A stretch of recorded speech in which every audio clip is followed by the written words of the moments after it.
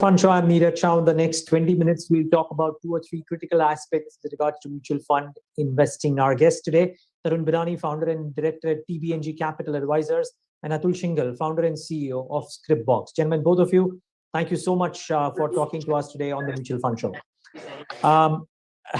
Let me start with you, Tarun. Good having you back. The first question that is on our minds, or on the minds of a lot of people, would be that if they have invested or if they have a continuing SIP in funds which have digital presence, large digital presence in their portfolios, or if they are digital funds themselves, as is the case with certain fund houses like Aditya Birla, which have a digital fund, is it a good idea to continue their SIPs or keep the money invested in the case of a lump sum investment, or is it better to switch? Sure. So Neeraj, thank you for having me on the show. Just to give you a quick background on the space, in last 6 months, we have seen Nifty actually falling by almost 10 to 12%. And in this similar period, the IT index or the digital index is down almost 17 to 18%. So you have seen this sector has actually taken a lot more beating than the normal index. If you look at the normal P structure of this index, we are trading currently at around 27, 28 times, and it has come down significantly. From an average capitalization point of view, it's a large growth-oriented strategy. This strategy is suitable for more high-risk investor, but just to give you a background, I still feel there is a lot of tailwind left behind this entire digital space. Most of these IT companies have shown accelerated high growth in the pandemic era. And again, due to a lot of significant cost advantage due to work from home and due to, again, no debt, lean balance sheet. So we have seen them doing very well. So they have done very well. But now going forward with this office structure coming back in structure, you will see the operating cost structure have increased for most of these companies. But again, if you are an investor from a long-term point of view, 5-year, and you have a high-risk appetite, you can continue to hold this strategy, because I still feel that IT and IT-enabled industry in India has significant arbitrage compared to other global corporates. So one can continue, but an investor who is more defensive and risk appetite is low, I would still recommend them to go for a diversified strategy. Atul, good having you for the first time on the Mutual Fund Show. What are your thoughts around this? And again, tied in with my question, and the same question to you as well, is this point that whatever capital is there in that fund is the capital that can also be invested elsewhere. So I would urge you to tell us if an investor should switch out or should stay invested if you believe if it's not a good investment compared to some of the others. Thanks a lot for Neeraj for having me on the show, and I think Tarun gave a very pertinent answer. See, at Scripbox, we're a platform. We typically tell our clients to take a very goal-based view of their world and their investments, right? So we typically will tell customers, if this is your portfolio for the long term, stay invested and keep investing is broadly our mantra. And typically we do not advise on sectoral or thematic funds. We feel that fund managers are more capable, and giving them a broader mandate across diversified funds gives the normal retail investor a much broader set of choices. So if people are planning to put in new money, I would definitely tell them to look at more diversified funds, if a low risk, maybe large cap. Coming to the specific question around what you have already invested, given you've invested and you knew what you were doing, hopefully I would remain invested. As Tarun also said, this is a segment as such, and you trust the fund manager that within that category they've picked the right companies. We know the future lies in digitization. I mean, obviously, I will plug my own company. Scriptbox being a digital platform, we believe the future lies in digital. So it'll be inappropriate for me to tell anybody to switch out of it. But given fresh money, I would definitely think about other alternatives rather than a specific thematic, such a narrow fund. So why not?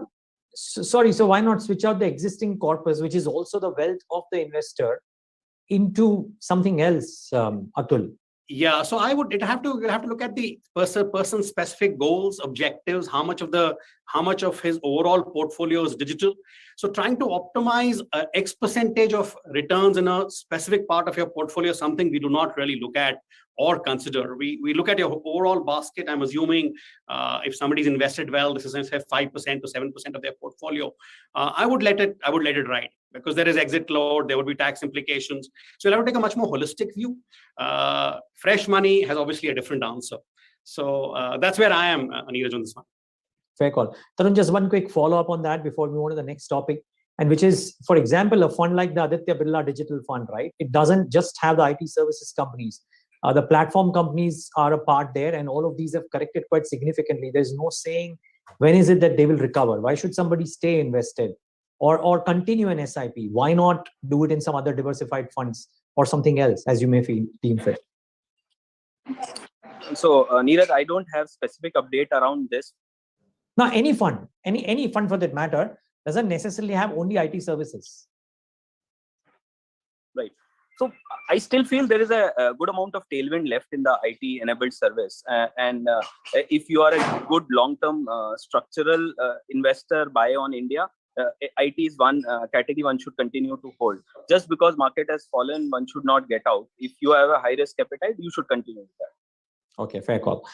Okay, thanks for that. So viewers, despite the challenges that this sector faces, both our experts believe that if you have existing investments or an SIP maybe as well, continue with that.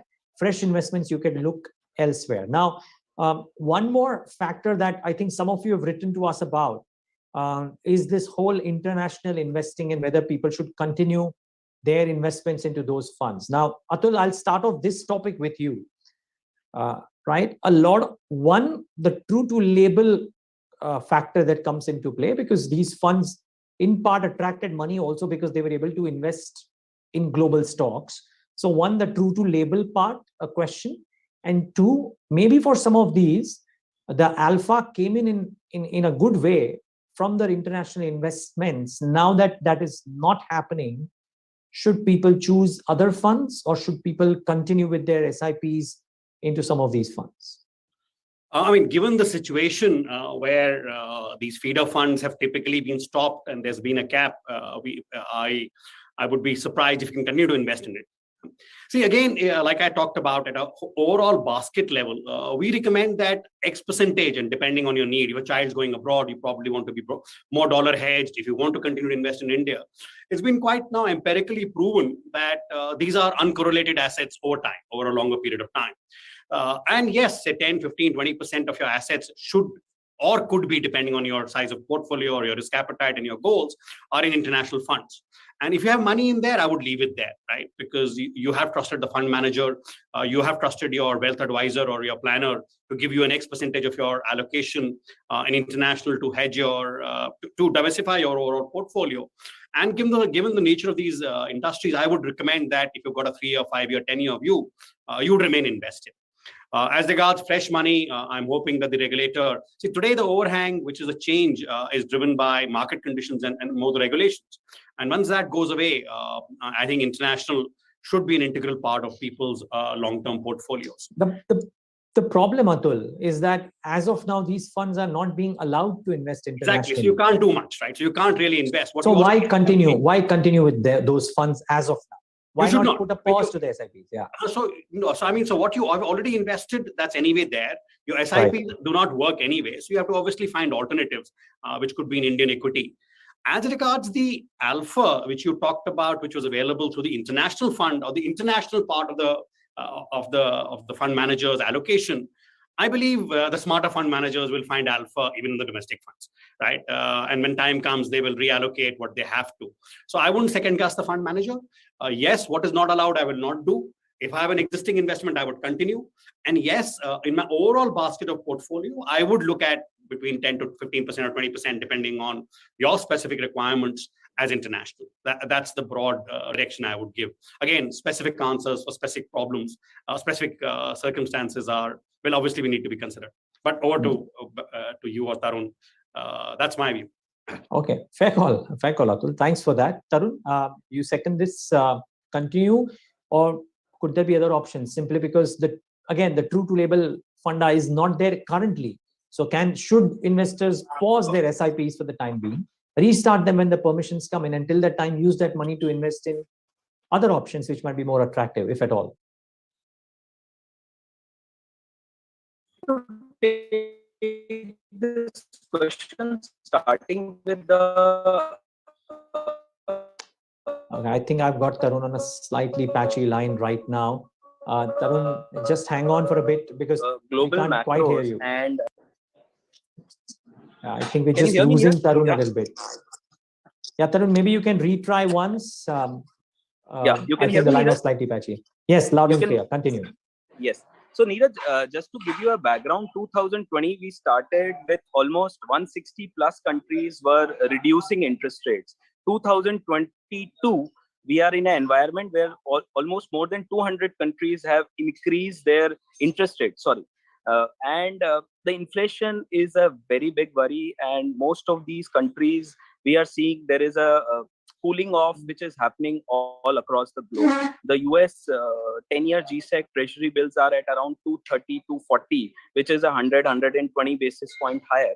So the environment we are in right now, you have seen the bellwether, your S&P 500 is down almost 15%, NASDAQ is down to almost 25%. You are seeing on these broader indices, there has been a good amount of correction. As a value investor, I feel as Atul rightly said, one need to have minimum 10 to 15% allocation to ensure you don't have a home bias and you are fairly diversified across the globe.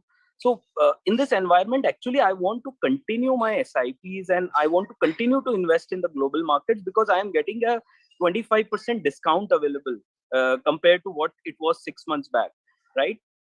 But now, just coming to the kind of funds available in the market, there are two types of funds. One is a fund which is actually a feeder fund, which invests 100% into the global funds. And there is a second category which have like 70% India market and 30% the global market exposure.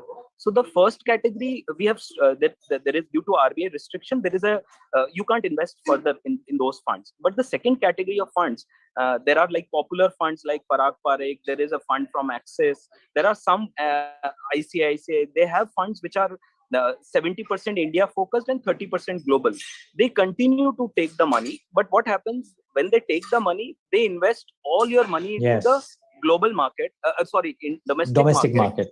But actually, in turn, investors continue to get global exposure, maybe a little lesser. But I would actually be very happy because most of the normal fund of funds are not taking global exposure. So I would be very happy if I can continue my SIPs in these funds, because through this way, I'm actually getting some quasi exposure in the global markets.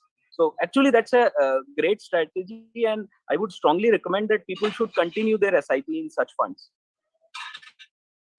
No, sorry, I didn't get it. How is it that the person continues to get quasi exposure? That is only to the extent that the investments were already made, right? No. So let's say a fund which has a already investment AUM of 100 crores. Out of that, 70 crores is in the domestic equity and 30% is into global equities. Okay. Yes. Now going forward, the global exposure, the global fund investment is global funds are not allowed. But let's say if I invest into this existing funds, I invest, let's say 1 crore more. So I will get on that 101 crore, whatever is the 30 crore old investment in the global, I get a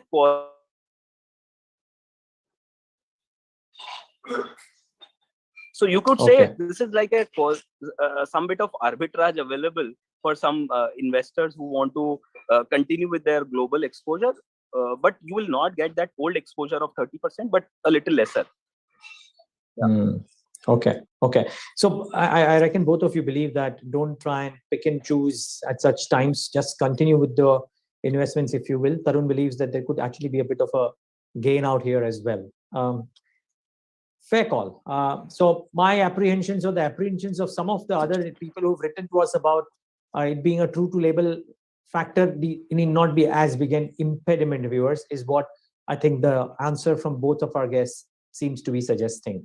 In which case, the final question, and which is something that we now made a part of almost all the mutual fund shows that we do in a market scenario like this, wherein there are the valuations have come off a little bit, and the global markets also have come off a little bit. What are the one or two categories and maybe a couple of funds within those categories that our guests believe people can invest in? Atul, can I ask you about, let's say, the categories that you would choose in a scenario like this, and one or two funds out of each of those categories? These need not be an exhaustive list. You might have a lot of funds to share, but you could start off with one or two examples within each of these categories. So again, I'll sound like a broken record, Neeraj, that trust your asset allocation, trust your advisor or your wealth manager as to how it aligns to your portfolio. Trying to change that just on a regular basis is suboptimal, because unless it's got unbalanced, right? That said, I believe that having a certain portion of your investments in gold and gold-related mutual fund is prudent. You can pick any of them. They're all similar. About 10% of your portfolio, if you don't have it, because these are uncorrelated assets compared to Indian equity and international equity, over a 10-20 year period, and they typically tend to be a good hedge in the volatile times. Given what's expected, I think large cap as such as a category would be more prudent for people looking to expand their equity exposure. Because they are more something which gives you the requisite equity exposure without undue risk. And yes, amongst the ultra short or the debt mutual funds, I'd continue to have, say, 20-30% of I'll continue to top up. Again, I'm assuming this is for fresh investments. If your asset allocation basket has got, for whatever reasons, because of the 10-15% market correction, which Tarun mentioned, has got unbalanced, I would actually move money from some of my debt funds to equity at this point in time, to get back to my asset allocation basket. I'll let Tarun answer, and if you want me to give you actual specific fund or scheme names, I'll not be in a position, because I'm a platform, and I'll have friends from the fund management industry pulling out a gun and talking to me. And since we create baskets with specific funds, I just say these are my answers. Add a gold to your exposure.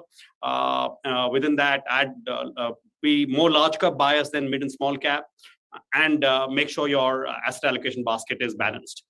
Given that the equity markets have come off a little bit, whether through a systematic transfer plan over the next 12 to 18 months, that you put money into liquids now and then move money into equity over the next 10 to 12 months, so you can take advantage of the sort of the cost averaging, would not be a bad idea. Would be the prudent thing to do at this point in time. Okay, Tarun, what about you? Same question to you.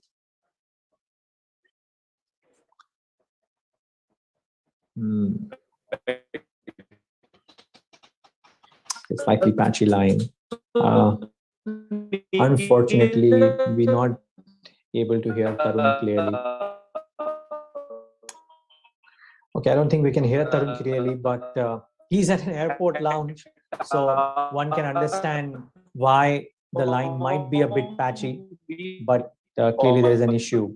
Tarun, unfortunately, we can't hear you. So, okay. What we'll do is, viewers, we obviously write a story around this. My